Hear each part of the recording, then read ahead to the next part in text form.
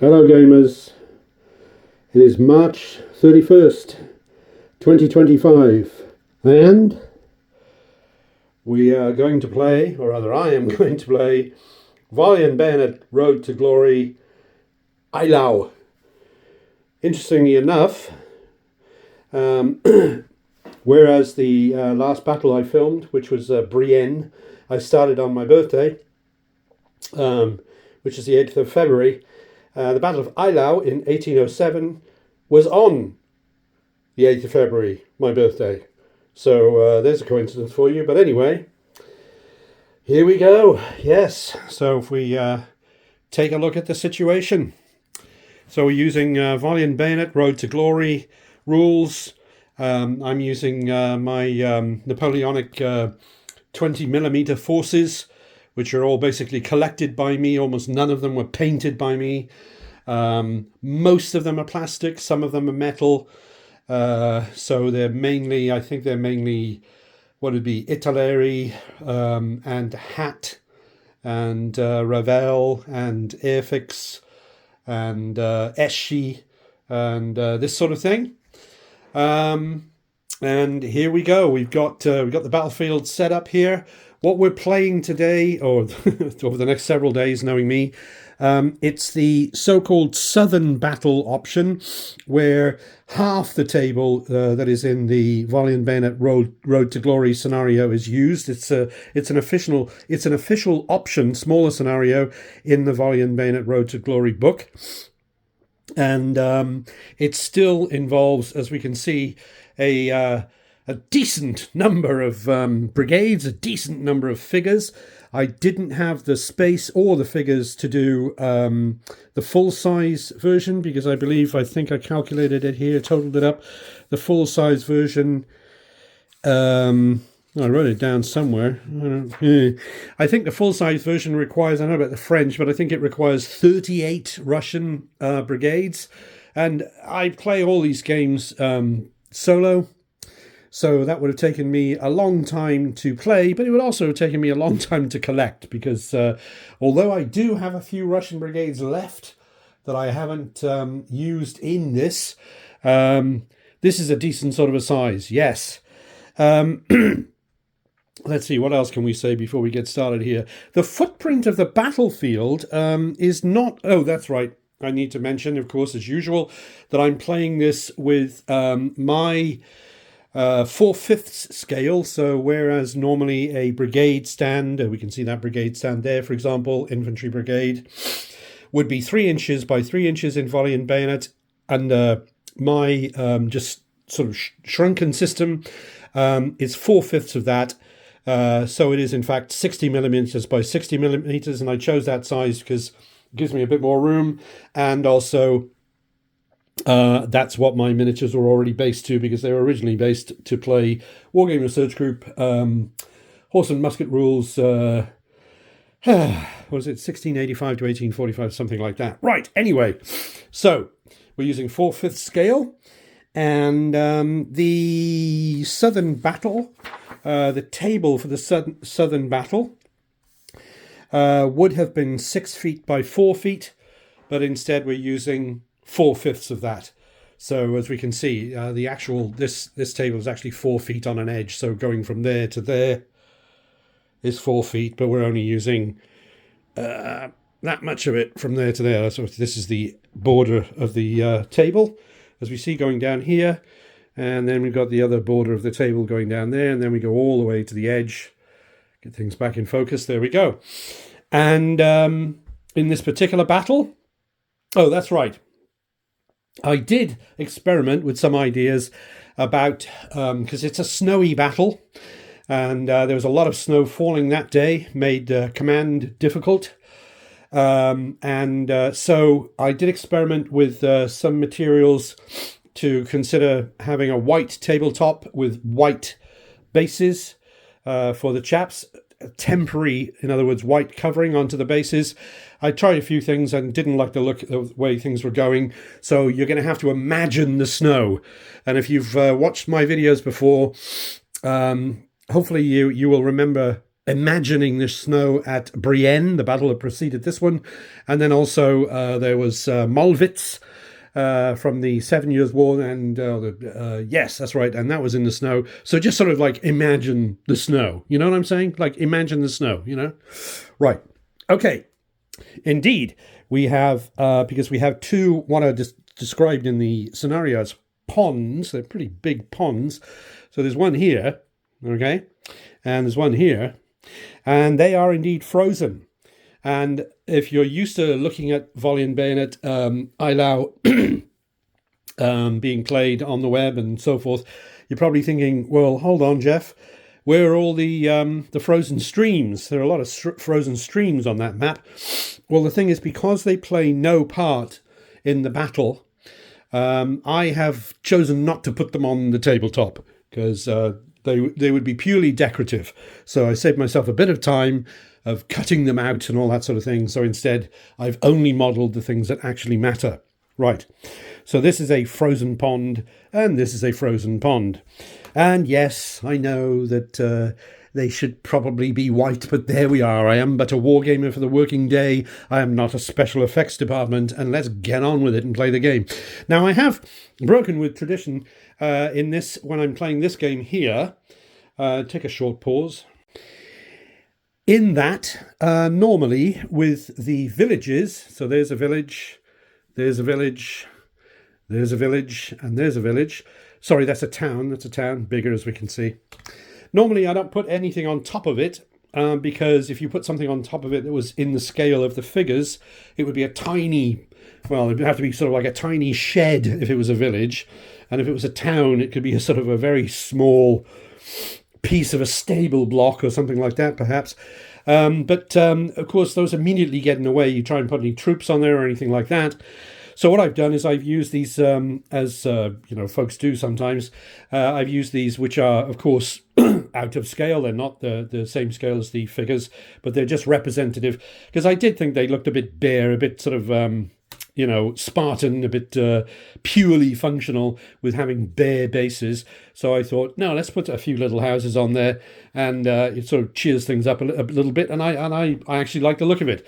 And of course, then when and if these built-up areas are occupied by troops, we can move the buildings aside as we need to. Okay. Same thing, of course, goes with the, as usual, with the forests. There are 3 forested areas on this. Might as well carry on and do the map, do the battlefield, I suppose. So there's this forest here, and a forest here. They have no names. Unlike some of the other battles, they have no specific names. I suppose they're too small to bother with that for the time being, at least. Yes, press on. Yes, don't get stuck on that. Then we've got some hills, which we didn't have any hills in Brienne, but we've got hills here. So what I have done here, I have departed from what I normally do. Normally I cut out all the terrain and make it fit exactly as I can. The terrain that is specified in the scenario in the book or online. And here, what I've done is I've chosen, because I've got these styrofoam hills, which I think they're made by Total System Scenic, and I had a few of them, so I was able to pick hills that pretty closely matched the hills that were on the map. The only one I didn't have one for was this one over here. That's actually not an area of sort of green vegetarian. It's got a little bit of thickness on it, so it is in fact a hill. And so I just sort of whipped that together, and that's a hill over there. So we've got hill, hill, hill, hill. Yep. And then we got our 3 forested areas. We've already done our ponds. Okay. We've already talked about the towns and villages. Towns and villages. Let's give them some names. Right. So this edge down here is the south. Remember, we're playing the southern part of the battle. So if we came up here, we'd cross over into the northern part of the battle. And indeed, excuse me, indeed, right around about here-ish, these roads come together. I think that's about right to say that. Yeah, these roads come together, and right about here-ish, let's get it on camera. So it would be where Eylau, or to give it its full name, Preußisch Eylau, Prussian Eylau, would be, but it's off the map. Right, so there we go. These are roads. These do have an effect for sure. If you're moving in road column along the road, then you ignore all the other terrain. That could be useful. I'm not sure. I'm not sure we're going to see a lot of soldiers waltzing around in road column or march column, I think as it might be called under the latest version of the rules. But when they are, they not only move a lot faster, they also take up a lot of what you might call longitudinal, I suppose, space on the road, the long strung out line. But also the key thing is it negates the other terrain. So if you had a road going through a forest, which you don't in this situation, you just waltz right through there. But the important thing would be the hill, I suppose, which would mean you could get artillery over the hill quickly, and that sort of thing. But I don't think we're going to worry too much about that. We're not hardly likely to see a march column of artillery coming up and over this hill. I suppose the French down here, looking a bit bluish, as you might imagine, and then all these green chaps, Russians and all that sort of thing. Well, Russians, basically, yes. So I suppose the French could use road movement to move laterally across there. I mean, okay, we're sort of picking the point to pieces at this point. And why not? Let's see, what else have we got? Did we do? Oh, that's right. We didn't. No, we didn't. We didn't name the towns and villages, did we? No. Right. That's right. So way down south, there we go. There's Mulwitzen, which is a village, and then in the centre we have the village of Zeerpalen, and then over here we have the village of Klein Zausgarten, and then finally over here we have a town which in the indication on the map in the book has got a typo in it. The town is actually called Lampasch. Yeah, there we go, Lampasch, right? Yeah, Lampasch. Okay, and the whole thing is fought. Yes, it's all very fruity internationally, of course, because it's fought. There are all these sort of Prussian names everywhere, and now, of course, it's part of, as I understand it, it's part of Russia around about Kaliningrad, which used to be Königsberg. Yes, so get your map out and have a look at that lot. Okay, so in the setup for the scenario, the French set up first, then the Russians set up, and then the French take the first turn. Let's see, I've got some notes here. The whole business is 9 turns long. There we go. Starts at 8 a.m. and carries through to the end of 4 p.m. Let's see. What else have we got? All right, how about some victory conditions? The French win if every Russian division is exhausted and one or more French divisions are not exhausted. Otherwise, the Russians win. So, the Russians, as it were, don't have to do anything. They certainly don't have to attack the French. So if the Russians just sort of sat there and the French didn't attack them strongly enough, the Russians would win. But yes, so as you can imagine, because the French have to exhaust every Russian division, that's a pretty tough one. So that's not seizing the line of communication, seizing a town, something like that. No, they've basically got to wade in and half destroy everyone. So, yeah, they're just going to be looking for the body count today. Right, and let's see. The entire Russian army that is involved in the southern battle is already present and correct. That's it. There are no reinforcements. I mean, there are a lot of them. There are 22 brigades of infantry, which I think is the biggest I've had in terms of a 20mm battle. I did do, long time ago, I did Minden in 6mm, and I think there were, one of the armies at least was bigger than that. But yes, so yeah, serried ranks of chaps, marvellous, look at that lot. And So they've actually got, as we can see, they are actually pretty much formed up according to their organization. Because over here, well, we'll get into the names in a minute. Hang on a second, getting ahead of myself. The French, on the other hand, so they have no reinforcements coming. The French, on the other hand, have substantial reinforcements coming. They've only got 8 brigades of infantry currently in the field. And what's going to be coming on in turn 1, right about here, is, what's his name? The chap with the... let's get him. Where is he? Murat, that's it. And he's showing up with 10 brigades of cavalry, which are either cuirassiers or... is there medium cavalry in there? Yeah, dragoons, medium cavalry, that sort of thing. And they're all just going to sort of like, boom, appear over here. Okay, and remember in Volley and Bayonet, units can move straight through other units with impunity. So that means that the French, if they wanted to, they could have a whole load of cavalry here. And then on some particular turn, they can say, never mind the infantry. The cavalry are going to go straight through the infantry. Or they could go sideways. They could turn and go that way, whatever. And they can interpenetrate, as we say in some games, like DBA, for example. They can go straight through that lot and da-da-da-da-da. Now, not sure if they're going to do that.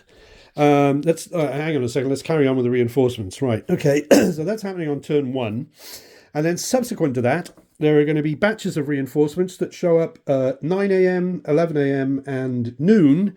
And they're going to come on pretty much a division at a time on the southeast edge, which is to say, what is that? That's effectively, that's this whole edge down here, basically. So there's not going to be much sense in the French bringing on troops back here-ish, because that's, way the heck out of action, and they're going to have to trudge all this way over here. But if they come on there, then they've got the enemy right in front of them, because they were able to deploy down to 1,200 yards away from the edge of the table. So they've gone as far forward as they can possibly go in that direction. They've done the same thing here, but conveniently here. But even though they did that, they're right up on a hill there, which is rather powerful for them. The French have gone as far forward as they can with their infantry to get on with things as soon as possible. Carry on with the reinforcements. So yes, basically there's going to be reinforcements coming on down here, and the French, by the end of the whole thing, once everybody is present and correct, they're going to have 14 brigades of infantry, because they've got 6 more on the way. That's right, 6 more on the way.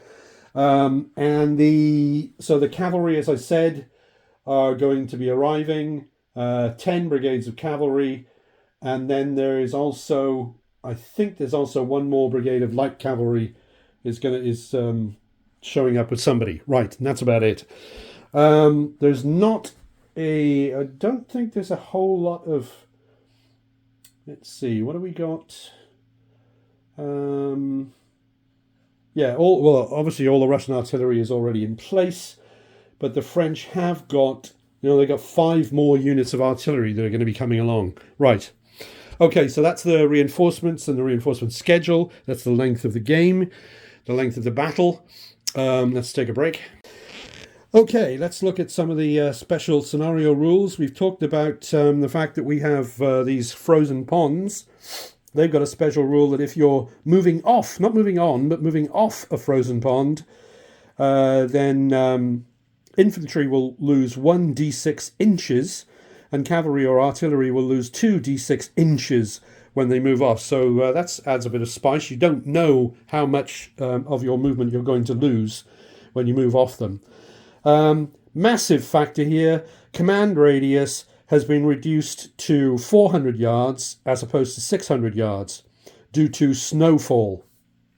Okay, so that means that people are going to have to very much huddle around the division and or corps commander, and so they're really going to have to keep their divisions closely grouped together, keep their brigades in contact with other members of the brigade that are in command and all that sort of thing. We know how that works if you're a Volley and Bayonet player. So yes, they're not going to be just sort of trotting off all over the place. They're going to be tightly grouped together. Okay, then we have, again, because of the confusion, I imagine, because of the snow, disorder recovery. If you're trying to recover from disorder, normally you would just do it following the rules, but now you have to pass a test which is, it's like you do it as if it were a morale test, but there is no negative consequence if you don't pass it, other than the fact that you don't recover from disorder. So you might call it a disorder recovery test, as it were.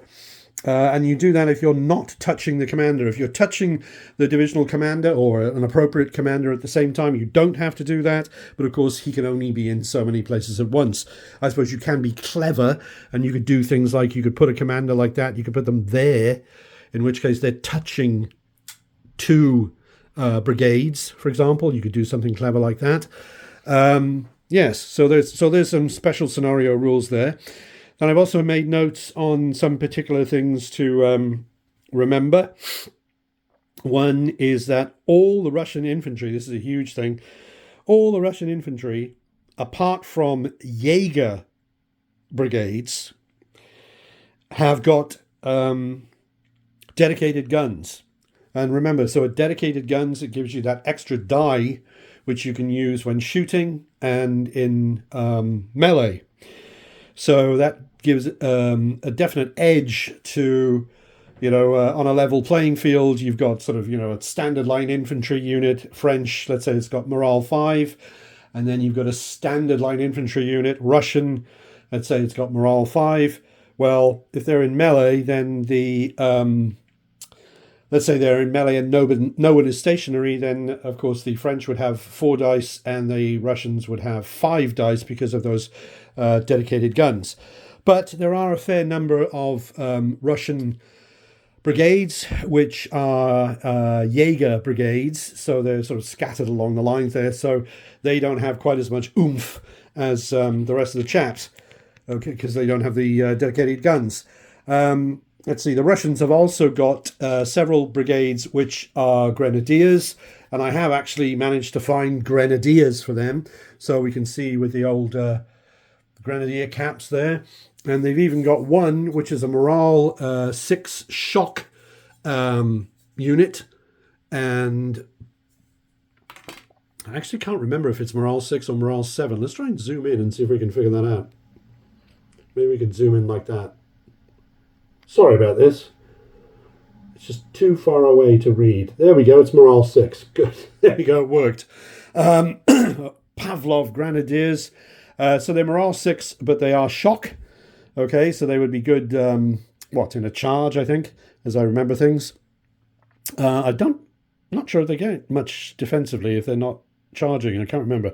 We'll have to look that up. Okay. And let's see, nobody's like poorly trained or anything like that. And then over on the French side, let's see, we've got, there are fully 16 French units that have morale 6. So that's a big deal. It's basically in the cavalry that is about to show up. Because there are 5 cavalry units which are morale 6 or greater, because one of them is morale 7. Top of the line there, top of the line. And then there are lots of, I don't think there are any morale 6 in here, but there are the units that are showing up over here. And they're coming on, they are Davout's troops. They tend to be the morale 6s. Right, so if they've got higher morale rating, of course, that means that they're more likely to pass a morale test. All other things being equal, if they've got morale 6, of course, they cannot fail a morale test because you have to exceed your morale number to fail it. So if you're rolling a 6-sided dice, you can't roll more than 6 with a 6-sided die. So there we go. So that means, showing up down there, coming on to attack the enemy, going to have some pretty spiffy troops. I mean, we would call them guards normally, but there's that one unit over here, which is morale 7 cavalry coming on, and they would be sort of, the elite of the elite, as it were. Right. Yes, the cavalry coming this way is going to be, they've got 5 units, as I said, they've got 5 units of cuirassiers, and then they've got 5 units of dragoons. Okay. Let's see what else is going on. There is one exception I've got to keep an eye on, and that is that the Chernigov Grenadiers are... somebody wrote a quirky reference online I saw somewhere, which I think it asked about the Grenadiers, and somebody had written something like that. Frank Chadwick, one of the co-authors, of course, of Volley and Bayonet, and certainly the driving force behind it, I believe I'm correct in saying. Splendid game designer, good old Frank, eh? Yes, GDW, all that sort of thing. Marvellous. But was it Frank didn't give them a morale rating of 6, Russian Grenadiers, simply because they had pointy hats. So apparently this unit here, which is the Chernigov Grenadiers, they are treated as if they've just got morale 5, basically. Let's cut it short. They've got morale 5, just like any old line infantry. So there we go. They've got pointy hats, but there we go. And let's see. I think those are my special notes there. Okay. Right, so how have they deployed themselves?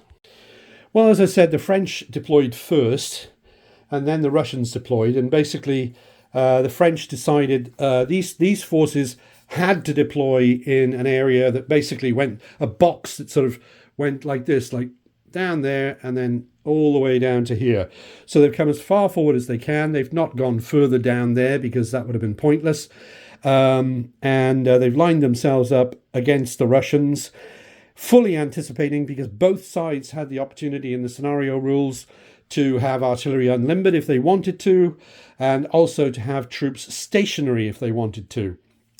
So they decided that what they wanted to do was put a bit of oomph down really in that area rather than up here, because not only is there a whole load of cavalry coming on up here, which could very quickly get involved over here if we wanted them to, okay, but the oomph down here, when I say oomph, what exactly do I mean by that?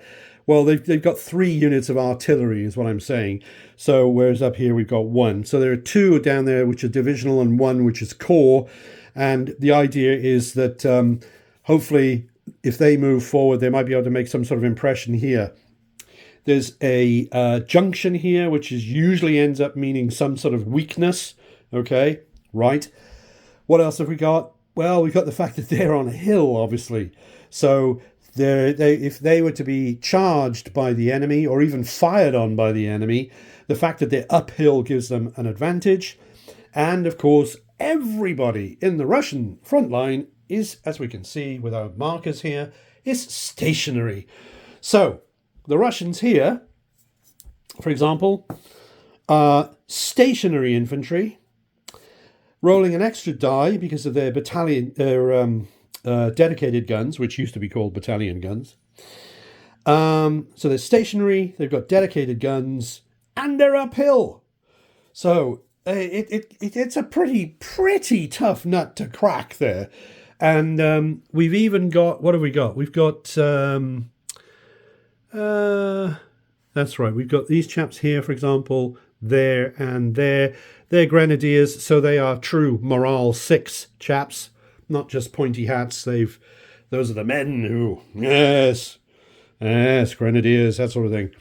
Okay. The Russians in their turn, I don't know. The Russians in their turn, they might be well advised to, if the French haven't already done something about it, to run some from their Jaeger brigades, to run a skirmisher unit, for example, into there, a detached skirmisher unit. That's all you can put into a village.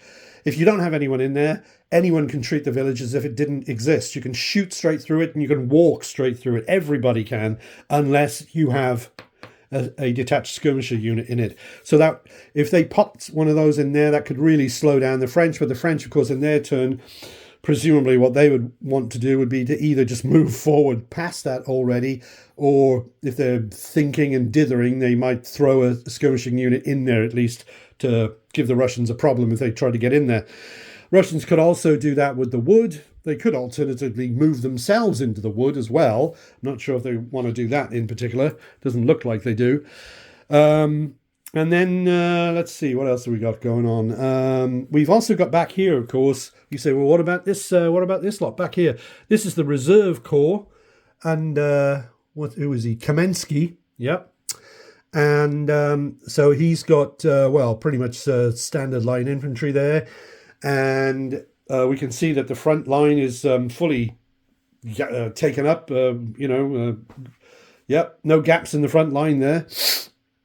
And he's back there. Oh, that's right. It is worth mentioning. He's back there at a distance that they cannot be contacted by the front line in the first half of their retreat if they were forced to retreat. So they're far back enough that they won't get mixed up in that, as it were. So if they had to retreat, they could go back and then move simply beyond them without interfering with them. Okay, right. The cavalry, on the other hand, are not in that situation. Clearly, they're too far forward for that.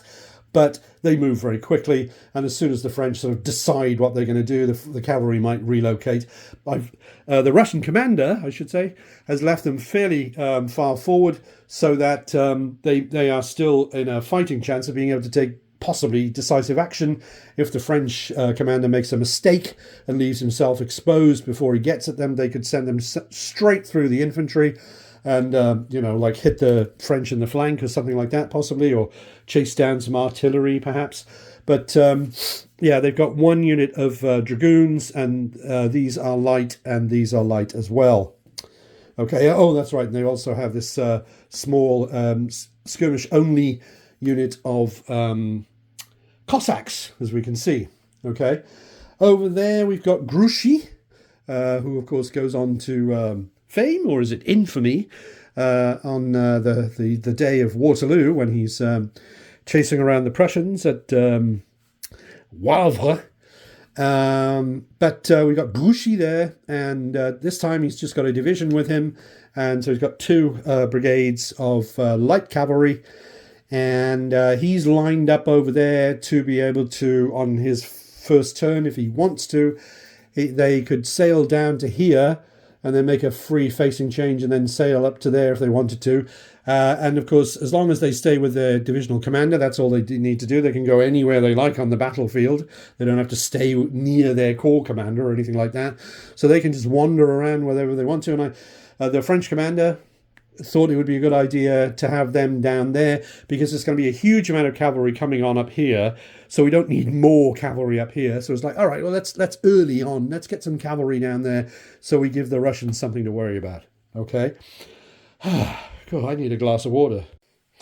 Right, and a small detail, I realised that I hadn't actually deployed the way I wanted to deploy, so we've made a small adjustment, which was to say that these chaps here have been scooched a little bit further south, and the gap has been filled in by putting old who is that?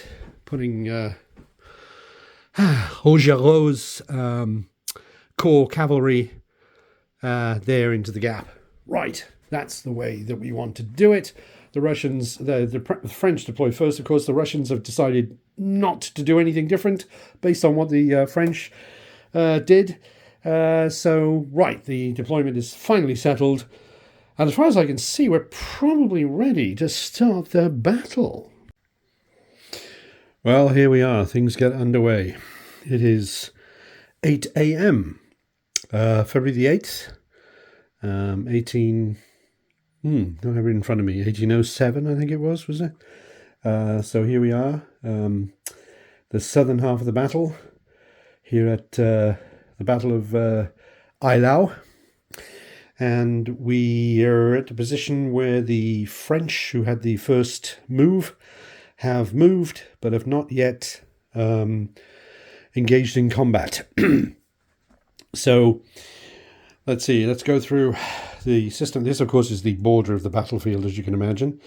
And we have, let's see, who have we got here? We've got Saint-Hilaire, and his forces have just stayed where they are. They were stationary, as we can see, with the markers in front of them there, and they're just staying where they are.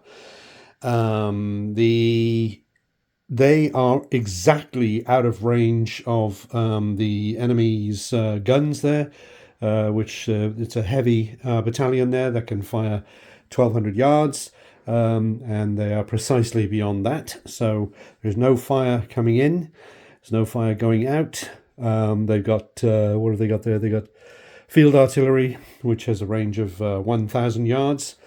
So nothing happening there. They just remained in situ. The thought there on the part of the French commander is that the one thing he doesn't want to do is just march smartly across there and charge the enemy uphill. They are stationary, they're uphill, and they've also got they've all got dedicated guns. So they'd be at a serious disadvantage if they did that. So they're not going to do that. Obviously, we can see the cavalry has arrived. We'll get into that in just a moment. Now, over here, on the other hand, we've got the forces of, let's see, we've got Eudelet, okay, that's his division there. And then we have Desjardins, his division here. And there's Eudelet and there's Desjardins. And they have just taken decisive action. They've gone forward with Augereau's artillery, which is heavy. So that's a core artillery there. There's Eudelet's own divisional field artillery, and there's Desjardins' divisional field artillery there. So they were in this sort of a position here. And so they moved forward. So using the Volley and Bayonet system, basically what they did was they moved forward and then did one free-facing change and moved forward to that position, and they all sort of slotted in the right place there. You can't sort of wheel the whole thing like that. That's not how it works in Volley and Bayonet. But anyway, so they were able to get to that position there. They've chosen it very carefully because it means that in that position, all three of the artillery battalions are able to fire at their chosen target, which they've decided to pick on these chaps here because they are, if I can just take a quick look over here. Let's see, they are, they're morale 5 as opposed to the morale 6 grenadiers. And they wanted to pick on those chaps there. It's standard Russian infantry. So let's see if they can make some sort of a dent in the line there. And the only complication, as we can see here, is that these chaps on the end, who, let's see, it's the Lapis's infantry brigade, has had to enter the forest. We wanted to keep them, or rather the French commander wanted to keep them in contact with the artillery so that the artillery is well protected. And so they can march smartly without too much difficulty into the forest. They pay twice for movement through the forest, but they are not disordered. So that's where they are. Right. Okay. So they're holding up they're holding on to the right flank there, the French right. Well, at least in that those two divisions there. Okay. Also, we've seen independent action from this light cavalry division of Augereau's corps. These chaps are headed up by Grouchy himself. And so he's taken his light cavalry division. So they came down here and then turned and went this way. And what they've done is they've actually entered this village here, which is Mulwitz, as far as I can remember. So they're just sailing through it. They can do it with complete impunity. As I say, a village doesn't do anything unless it's occupied by a detached skirmisher unit. So they've done that. What they're trying to do is to keep their distance basically from the forest, because they're mindful of the fact that the Russians in their turn can send skirmishers straight into the forest. The skirmisher infantry are not slowed by the forest, so they can go into the forest. But then if what the skirmishers would like to do, presumably, would be go into the forest and go right up to its edge and then fire on the jolly old light cavalry as it goes by there. But so they've taken the precaution of staying beyond the reach of that. So if the skirmishers do want to fire on the light cavalry, they can't do it from within the forest because they're too far away. So that's why they have stayed so close, as it were, to the edge of the battlefield. Here is, of course, their commander, Grouchy. They can't fire on him because in Volley and Bayonet you can't fire at commanders. Okay, so they're skirting down here, and basically the general idea is to just be down here on the extreme French right to be able to give the Russians something to think about, to constrain their independence of action, their freedom of action, as it were, down in this neck of the woods. Yeah, and I say an actual neck of the forest, even. We've also put out the, as is now the traditional Preston method, we've put out the dice that are going to be rolled for the 3 artillery units. They're not stationary, so they're only rolling 1 die each, and they will be hitting on a score of 6 because none of them are in close range. If they're within close range, they would hit on a 4, 5, or a 6. But close range for all of them is 400 paces. 400 yards, which is a heck of a lot closer than they are at present. Okay. And the Russians, the nice thing about this is that the Russians can't fire back. So they are giving the Russians something of a problem because, of course, if the French were to just stay where they were, then on the next turn they're going to be stationary. So they could just keep pounding away. Now, the problem with that for the French is it probably won't produce results fast enough to be able to win the battle. Yes, they would eventually, destroy this unit, for example, but oh well, it's not enough to be able to win the battle. To win the battle, they have to exhaust all the Russian divisions, which is it's a heck of a thing to have to try to achieve. So we shall see what the Russians do. But as I say, the Russians can't fire back at the moment because this one artillery unit that they have there in the vicinity is indeed a light horse battery. Yes. And that does not have the range to fire back at them because the range at the moment is something in the region of 1,000 yards, and his extreme range is 800. Right. Okay, so that's what's going on there. And then we also have, of course, the French reinforcements, which arrived on the very first turn. We have Marshal Murat. One moment. Yes, there's Marshal Murat, who, of course, actually had rather more flamboyant attire. But, I use what I have handy. And so there's Murat, and he's got these no fewer than 10 brigades of cavalry that he's brought into the fray.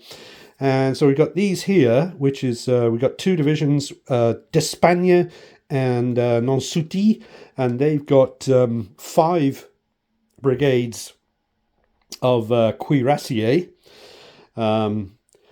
So some punching power there. And of course, these chaps on the end are quite exceptional in that they are even morale 7.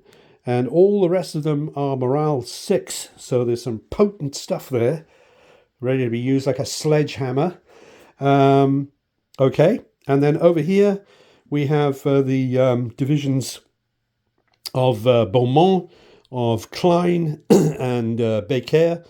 And they are medium cavalry under Volley and Bayonet system, dragoons, basically, this sort of thing. And yes, I've got some nice dragoons here, and the rest of them are not necessarily dragoon figures, but we won't go into that. We'll just sort of use them as dragoons, and we'll be happy with that. So, and they had to start out within 1,200 yards of the French line of communication, which, if you look on the map, is sort of up here, basically. So it's off this map, but it's basically up there, about 200 yards up that way. So I measured it out, and so remember, that's where they appear on the tabletop, as it were. So, for example, that unit there appeared sort of here-ish, and then went straight down there, and then turned to face that way. Okay, so that's how they all managed to get to where they are now. What's their master plan? Of course, these chaps have got a blooming great frozen pond in front of them, which will delay them an undetermined amount, because you have to roll the die in this scenario to see how much it slows them down.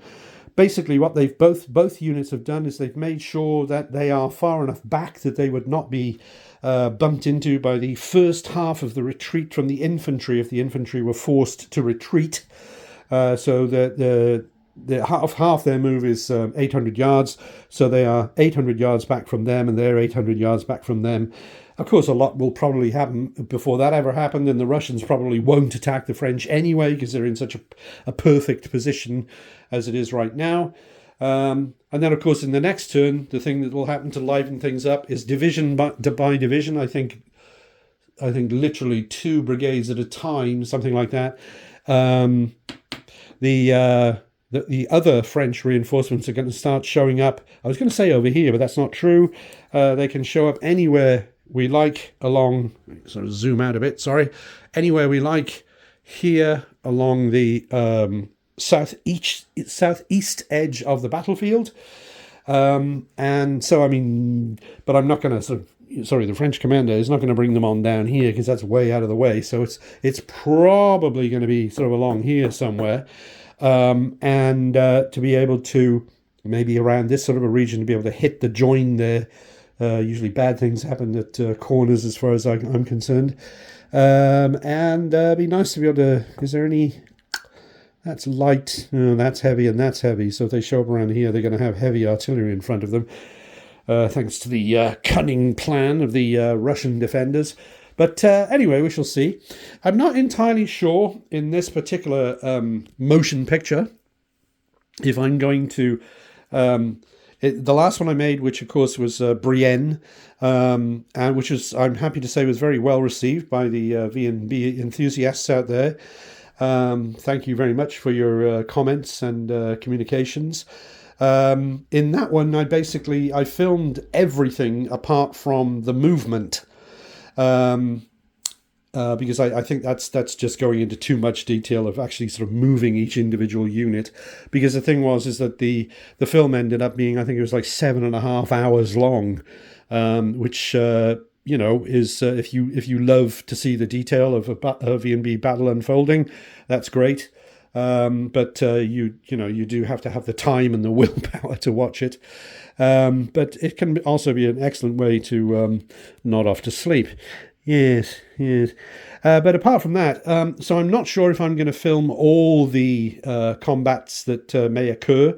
But we'll start off with that. We'll start off by filming the combat to actually roll the dice, and we'll see what happens. Okay, so let's start the ball, as somebody said at Waterloo.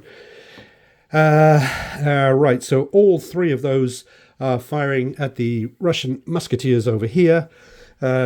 Just so you know, there's no impediment, as I mentioned before, about the village here, which is, what is that? That's Zerpalen.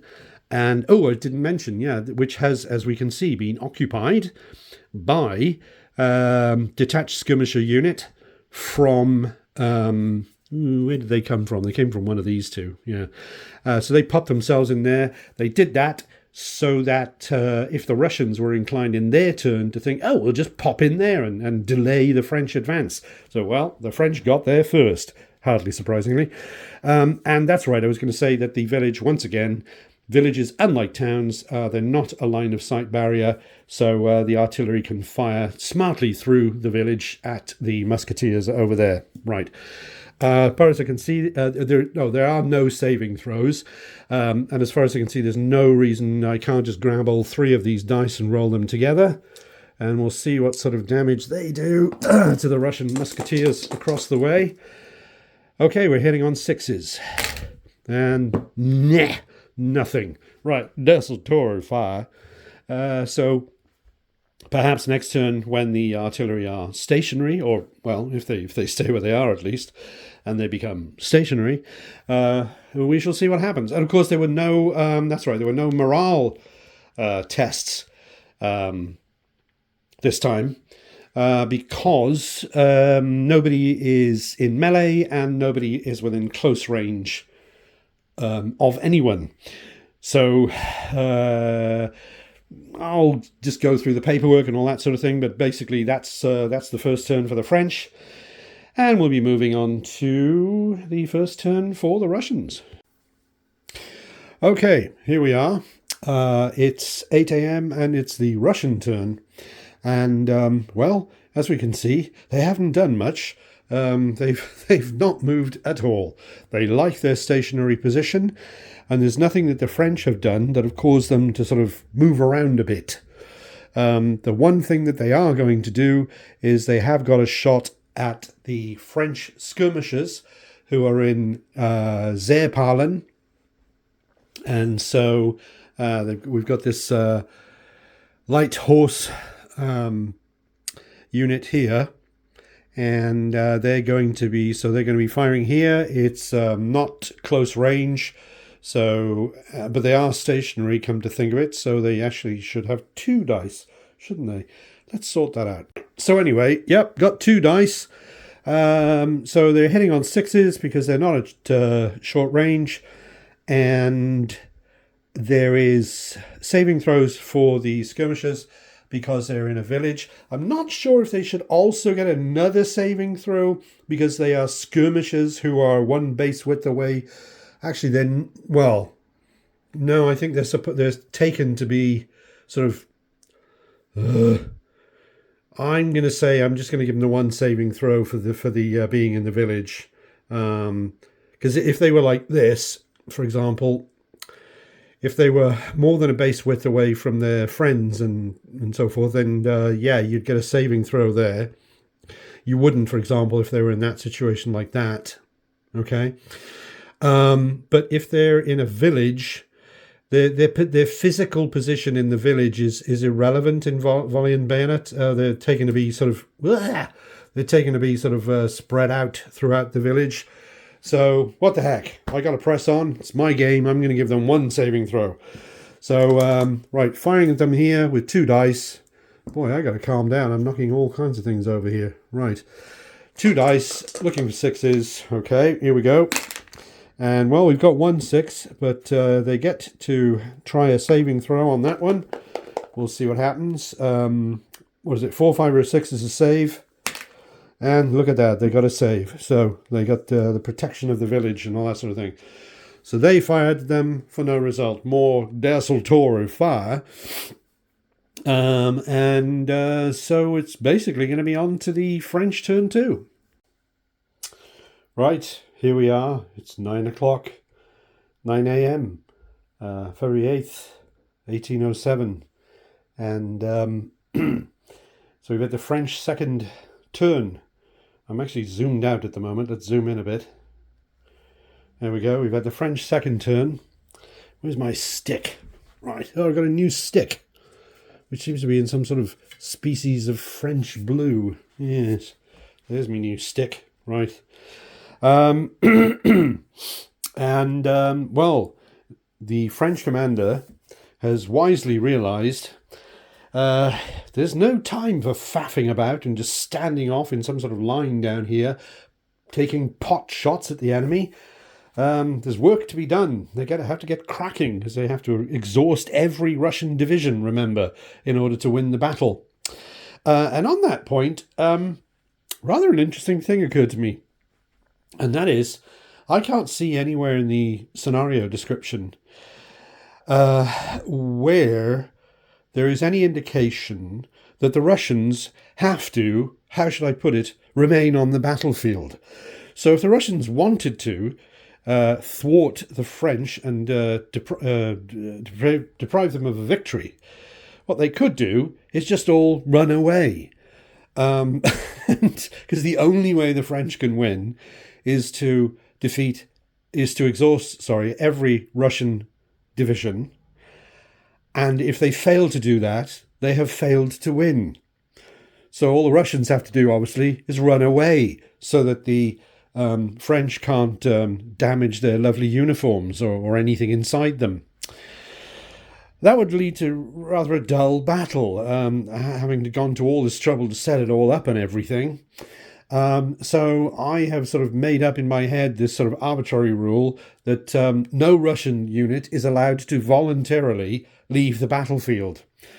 There we go. I suppose in context that would probably make sense in the context of the actual battle itself.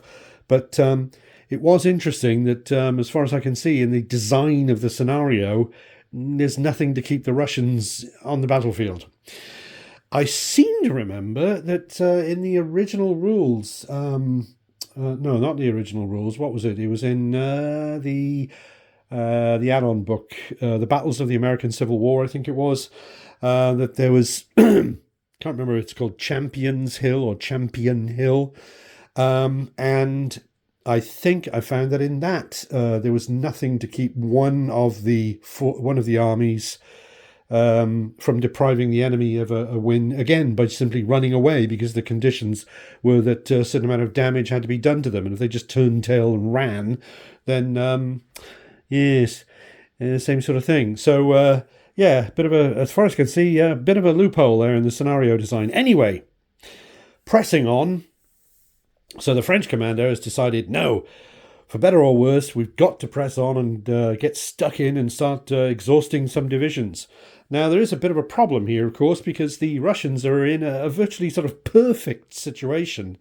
They've got, because they're stationary, they do have a certain number of what we might call elite troops as well. They've got grenadiers, all of which except one is rated 6 on the morale.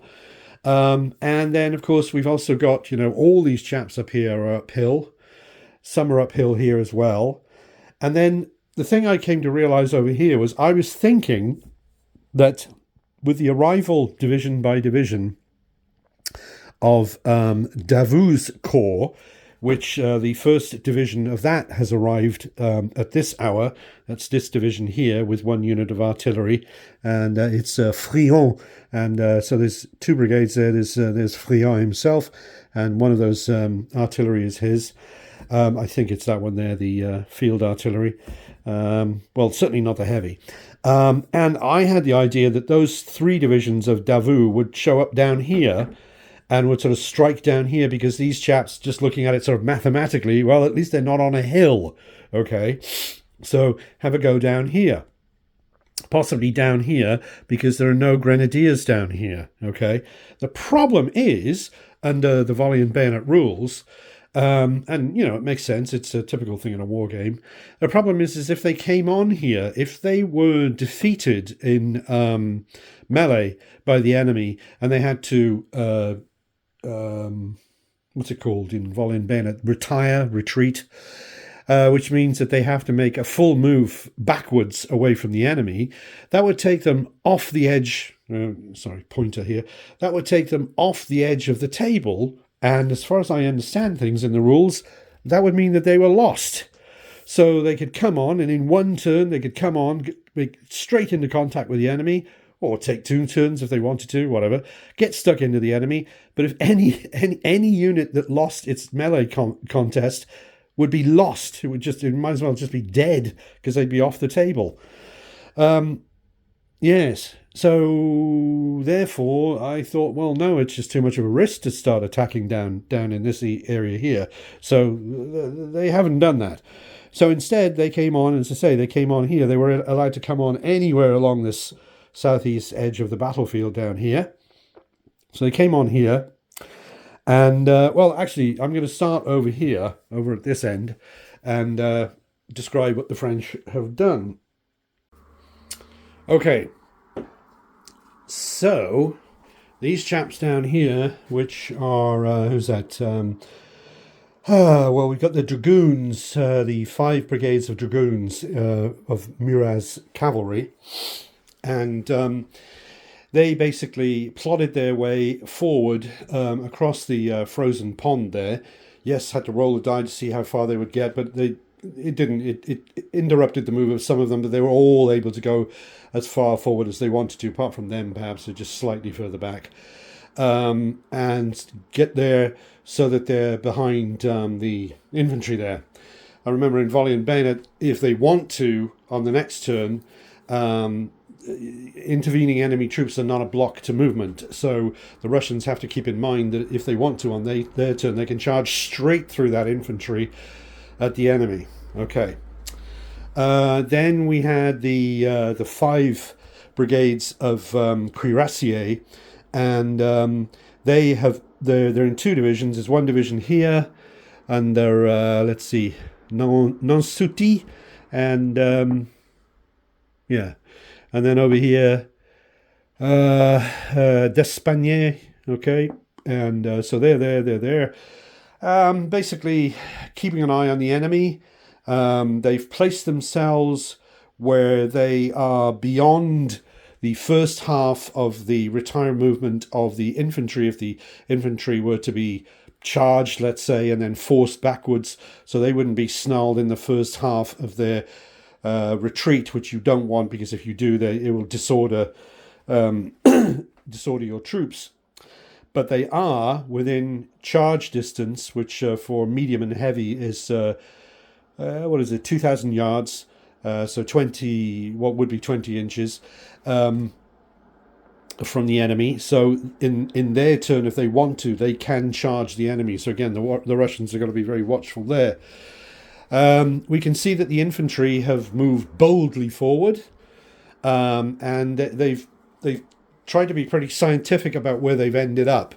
We can see a sort of fairly ragged line there with the artillery hanging back. And the idea there is that the artillery cannot be charged by the enemy because they're too far back. The infantry is sticking out to the front. But the infantry is not within musket range of the enemy. They didn't want to just line themselves up and get shot by a massive amount of firepower that would come in from the Russians, because, oh, that's right, the other thing I forgot to mention about the Russians and their lovely, lovely defensive position, of course, is that so many of them, all of them apart from the Jaeger brigades, have got dedicated guns, which is an extra die. So, yes, so they've held back, and the idea is that the artillery has moved forward. As we can see, 1, 2, 3, they're all still limbered, so they can't fire. But the idea is on the next turn that they will unlimber and then be able to fire at what we can see is close range for artillery. So that should hopefully be able to do some significant work. We've got dice laid out. We'll come to them later. They're morale test dice and also firing dice. These chaps have pressed forward as far as they can through the wood. Then, let's see, as I said, Friant came on down here, advanced forward. The position that they've chosen to advance on is this sort of angle here, which is, as we all know, that a lot of the time an angle in a line is going to create some kind of weakness. And what we've got here is, as we can see, if we look at this sort of line here, they've kept themselves out of the arc of fire of this heavy Russian battalion here, heavy artillery, because of course they're stationary, they're rolling 2 dice. They kept themselves away from that, as have the cavalry down here as well. But they've moved on, so they enter limbered and they've unlimbered, and now they can fire at close range. Only 1 die because they are not stationary, but they can fire at close range at the enemy. And of course, the other key thing is that when you're at close range, you cause the enemy to take a morale test because they're within close range and arc of fire of the enemy. All right, over here, the Russian battalion here, artillery battalion, has got 1, 2, 3, those 3 units in close range and arc of fire. So using the white dice, those 3 are all going to have to do morale tests. And they themselves, this is a risk that the French commander was prepared to take. The Russians, of course, they're stationary, so they get 2 fire dice, and of course, because it's close range, they're hitting on 4, 5, or 6. So that could be pretty nasty for whoever they decide to pick on. Question is, are they going to pick on the infantry or are they going to pick on the artillery? I believe the artillery would get a saving throw. So if they really want to cause some results, they'd be better off firing at the infantry. But we'll see what the Russian commander does when it comes time to do that. Over here with the morale... oh, that's right. Going back to the morale tests over here, of course, these are all morale 5. So they could certainly fail a morale test. They could. And then, of course, because of the snow that's falling, as you can see, lots of look at all that snow. See, snow is falling all the time. In this scenario, the special rule is if a unit becomes disordered, it in its own turn it can't recover from disorder automatically, or it can't choose to recover from disorder in the normal way, unless it's got a commander in touch with it, in contact with it. Well, the French have considered this, and they have got commanders in contact with these 3 units involved here. So the special rules wouldn't slow down their recovery from disorder.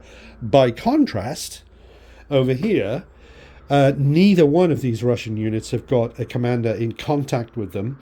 So they, under the special scenario rule for this battle, they have to pretend to be testing for morale to pass a morale test in order to recover from disorder, with no negative effects if they don't recover from disorder, if they don't pass the test, except that they don't recover from disorder.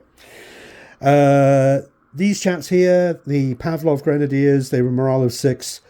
Unless there's something else going on, they can't fail to pass it.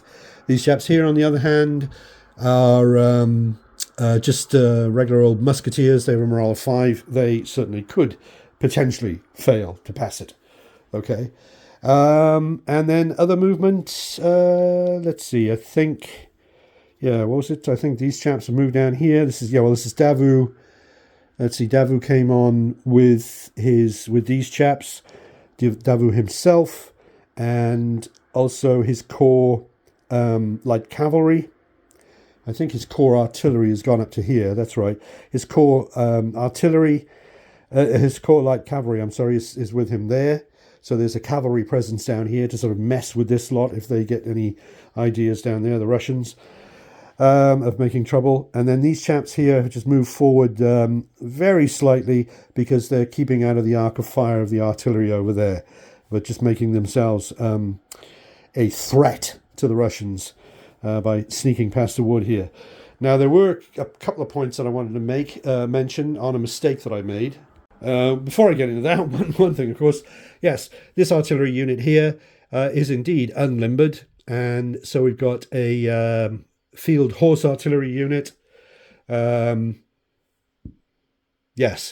it is actually described like that, isn't it? Yeah, I think the thing is it's not a light unit. It is horse artillery, but it's not light, right?